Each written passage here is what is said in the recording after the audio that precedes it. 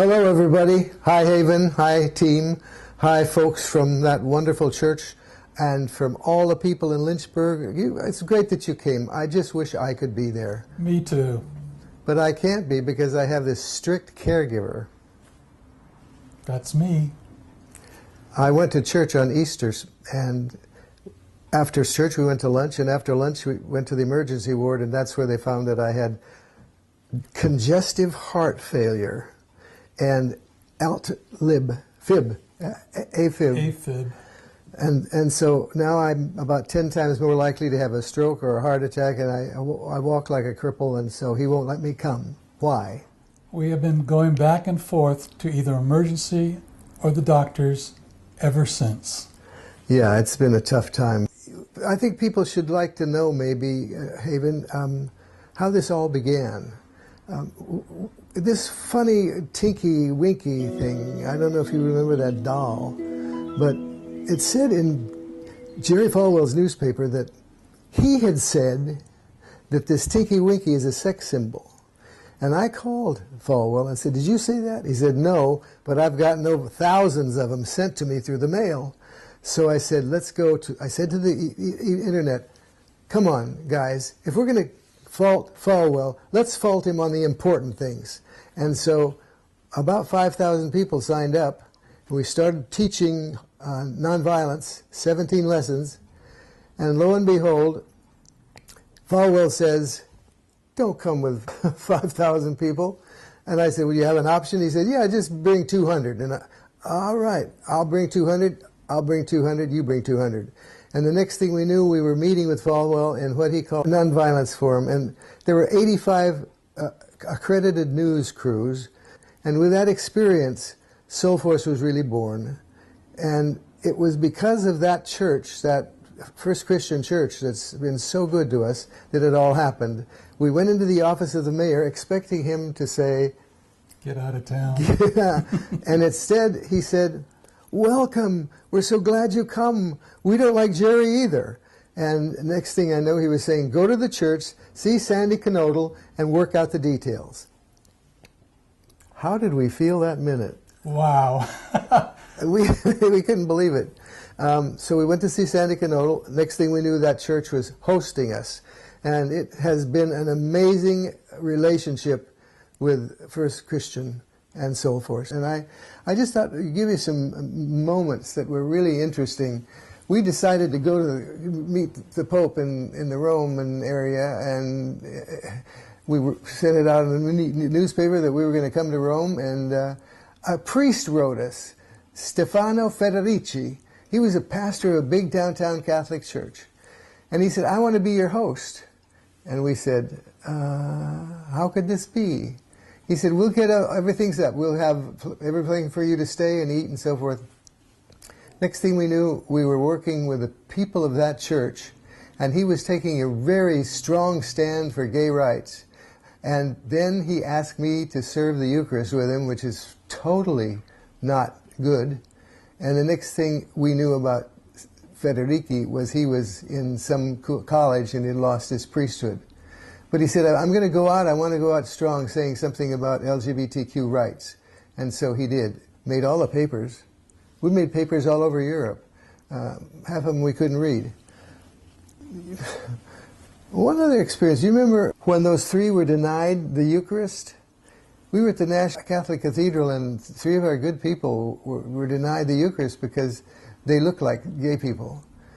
So that night they went and protested at the Hilton lobby. Next we know, they were arrested. They decided not to plead out. They set a time for the trial. They went back for the trial, and we went where the people sit who are arrested, those three. And they said, do you have any character witnesses for these three? And I said, "Yes, would a bishop of the Catholic Church do?" And so Bishop Thomas Cumbleton got up and made these wonderful stories about these three people. And when the trial was over, and it was obvious that we were guilty. In fact, Judge Mildred Edwards, she said, "You're guilty, I know that, but for the first time in my life, I refuse to sentence a guilty person.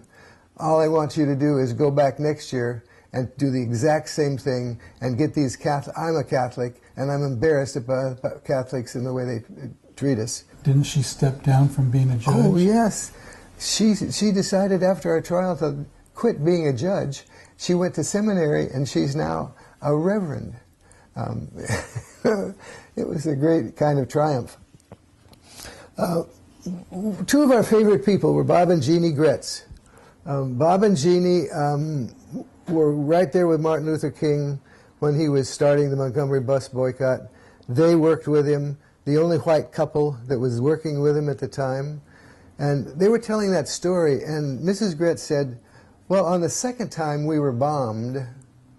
And I thought, second time? They had been bombed twice by racists with big bombs, and now they were working with Soul Force because the new issue is GLBT people. That was back then. We don't just go and get arrested. We build up to that. We send messages to the people we're trying to change their minds and hearts.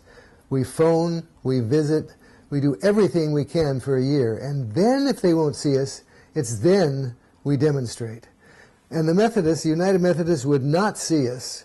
And so we were surprised, but one of their main bishops came to me and said, look, I have to talk to you straight, Mel. And I said, I don't think you can. And he started laughing. And the next thing I knew, we were in the White House in the green room because all these people had invited miscellaneous people to the White House at the end of Clayton's term. And he came up to me with a bunch of other bishops and said, this is a guy who made me laugh. He was coming to attack me, and he made me laugh because I said, I talked to you straight. That Methodist bishop became our friend. We have the Creech trial in Grand Island, Nebraska. They were going to try for marrying a gay couple this pastor of the biggest church in Nebraska, in Omaha. And they put it out in this forsaken spot, covered with snow, freezing cold, and nobody could get there, they thought. No one in the media could get there, they thought. Well, Soul Force got there. And we fasted and we prayed and we stayed on the steps all night with various people taking turns. And so we covered that building with people who were saying, don't do this to a pastor. Don't turn this church into a courtroom when it's supposed to be a sanctuary and a safe place to worship. And it was really exciting until we decided we're going to have to strike. We're going to have to protest. So we learned that the judges were all coming with the bishop, head bishop, in a bus. And they're going to come to the backyard and they were all going to be brought into the church. So we decided to block the door, not let anybody in. But the interesting thing is the word got out, and all of the Methodist folks, pastors and their partners, they were there. They came right at the last minute and stood in front of us to block that bus. And when the bishop came up and said, why are you here? And they said, we're here for the same reason they're here. When the police started taking us away, a lady came up to me. She must have been 70s. She had her hand full of $20 bills, and she said, this is for somebody to be bailed out. And so I took the $20 bill and thanked her. And we were just about everybody into the police wagons when she came up again with more $20 bills. And I reached out to get them, and she said, not this time. This time it's for me. She had decided to get arrested with us, and it was for her a life-changing experience. Creech. A funny story about Jimmy. Jimmy was working with us against the Baptists in Orlando, and somebody from PETA was there, Protecting Animal Organization, a big rested chicken in a chicken costume, and Jesus was there in a full Jesus wardrobe. And the police said, you know, if you don't leave out of this area, you're going to be arrested. Well, they didn't hear that, and the next thing we knew, Jimmy Creech was in the front page of papers all across the country being arrested with a chicken and with Jesus. I think that's one of his great days. He's still embarrassed by it. In New Orleans, we were trying to, you know, there's 15,000 messengers from the Baptist Church, and we had worked year after year to try to get them to stop their rhetoric. So this time we decided to take a casket filled with Southern Baptist stories of kids who've either killed themselves or who have gone through agony. And we put that and we're the best marching band we could find, just like a New Orleans funeral. In the front of the guy with the waving the umbrella, it was amazing. Yeah, we went up to the Superdome, and they wouldn't let us in, of course. So one by one, there were people carrying the statue, carrying the casket, and one by one they were replaced and arrested. One by one they were placed and arrested. They were placed and arrested. They never let us get those stories into that place. So these Baptists are like most churchmen. They don't know what their terrible anti-gay rhetoric is doing to kids like this. We all were on buses. We must have been on 4 or 5 buses. And the sheriff came in and said, well, the good news is you've been arrested. The better news is we're going to let you out at your hotel. We're not taking you to jail. We couldn't handle all of you folks. So we found another policeman who was loving us, caring about us. Anyway, one of my favorite people was Fran Taft. Do you remember that night? Oh, I do. She was about 90, 91 or 92. She was. She came up to the front row and she said, could I speak? And we were in a big auditorium. And I said, of course. In D.C. And she got up there and she spoke about her grandson, Matthew, and how she wants to support him in everything she does. And tomorrow morning when you get arrested, I'm going to be there in my wheelchair and get arrested too.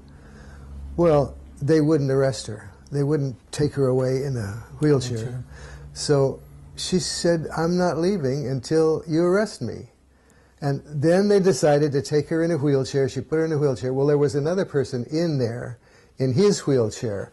And he's one of my really famous heroes. William Sloane Coffin was in his wheelchair. And both of those people in their 70s were arrested with us. And I was so proud to have William Sloane Coffin there, but I was even more proud to have a grandmother who decided she had to speak for her grandson. If more people would do that, the happier this world would be. You know, we started out as an organization to resist the oppression of churches about gay people. But the new Soul Force has gotten the idea. They're going to turn the world upside down and inside out and work with everybody who is an outcast to try to bring everybody back into the fold. So we were featuring GLBT people, but I'm so glad that the new Soul Force is just going to work with everybody on anything. Also, still working with GLBT people. You ought to see the webpage. It's amazing. It's amazing. We're proud of you, Haven, and we're proud of you, staff members. You're doing a great job. A couple funny things. We were going to have Rosa Parks come and be at one of our rallies, and Diana Westbrook said, I can find her. So she found Rosa Parks, and we sent her some money. We got an airline ticket. And at the last minute, the day before, she called and said, you know, I'm not that Rosa Parks. I'm not the one who sat on the bus. And Diane had to come to me and say, oh, she's not that Rosa Parks. It was an embarrassing moment. Gandhi, Arun Gandhi's grandson was with us, and he was arrested with us in Cleveland, I think. And after we'd been in there 30 hours in the jail, we came out and I said to Arun, how is it different to be arrested here than in India? And he said, this is the first time I've ever been arrested. And he was Gandhi's grandson, and he was so glad that finally, sometime in his life, he could stand up and be protesting for something he cared about, like his grandfather did. The last question, you know, people were constantly asking me, why do you do this? You're not going to change any of their minds. It's a basic tenet of fundamentalism. Don't change your mind, don't listen. So I would say, we haven't failed. Oh, they said, you haven't changed anybody's mind yet. And if I could pass on anything to you, it's, we do justice for ourselves, not for Jerry Falwell, not for Pat Robertson. When you get in the line and start doing justice with Soul Force, you're doing it because of what it does to you. Secondly, we're doing it for all of the young people who join us and old people who join us on our demonstrations. We're doing it for them because so many LGBTQ people want to have a place they can work, have a place they can be, you know, protest. Third, we do it for all of the closeted gay people who are watching in the newspapers and all of that, seeing us and saying, boy, somebody from the church is finally taking a stand for us. That's amazing. Fourth, we do it for the people in the streets who don't know anything about church statements about LGBT people. And in fact, we went to the police chief in Washington, D.C. and said to him, we want to protest over at the National Catholic Cathedral. And he said, why? What's wrong? I'm a Catholic. What's wrong? And I told him what the Catholic Church says about LGBTQI people. And he said, I had no idea. I'm on your side. So the chief of police in D.C. was on our side because he didn't understand. That's the fourth one. The fifth one is Falwell. So we accomplish all of these things by the time we finally get to Falwell. And so when people say, you never changed anybody's mind, I have to say, we changed the minds of this crew, and they will never be the same. And so I don't feel like a failure. That's about it. Anything you'd like to say more, Gary? We built the Habitat House. Yeah. Without Jerry's help, even though he took a lot of the credit for it. Yeah. We found an incredible house in Lynchburg. And as we found that house, we got a flat tire. And as we got the flat tire, we found wonderful people who showed us hospitality, who came out and offered us their cell phone, who offered us dinner, who offered us drinks, who offered us all sorts of hospitality as we waited for AAA to come and to fix our flat tire. And this was so we could wait to look at a home that we were ready to look at so we could purchase it for the next 10 years to live in Lynchburg, which was a wonderful experience. Yeah, the people of Lynchburg were really wonderful to us. Incredible experience. We rented a little house right across from Jerry's church and put up a big sign. LGBT people in Jerry's church, stop by and talk, have some cookies. And the media came, and it was really a wonderful media moment because we were saying, and then we went over and worshiped with Jerry, and every time he said something against LGBT people, we stood up and protested. His anchor man, his right wing, came to me and said once, are you going to keep doing this? Are you going to keep standing up if he does things about LGBT people? And I said, yes, we are going to. He said, well, if you don't cause any real problems, we're going to let you stand up. And so I thought, how nice, they're going to let us stand up. But every time we stood up, there are thousands of young people in that dome, and they all watched us. They talked about us in their school newspaper. They talked about us in the city newspaper. And the press, by the way, was really friendly to us. And what I wanted to do was simply say to Jerry, the students here need help too. So break off your terrible rhetoric and come help us, as Jesus would have you help us. I hope you're going to have fun. I felt really awkward doing this. And I hope I said enough that Haven's happy with me. Haven, are you happy with me? By the way, I didn't introduce our dog. Bentley died. A lot of you will remember our dog, Bentley, who was a black dog. This is a little mutt we picked up. Her name is Allie, and she only has one eye, but she's our latest. So the next time we come to Lynchburg, we'll bring Allie, okay? Yep, Bentley lived to be 19 and a half years old. We miss you guys, and we honor what you're doing.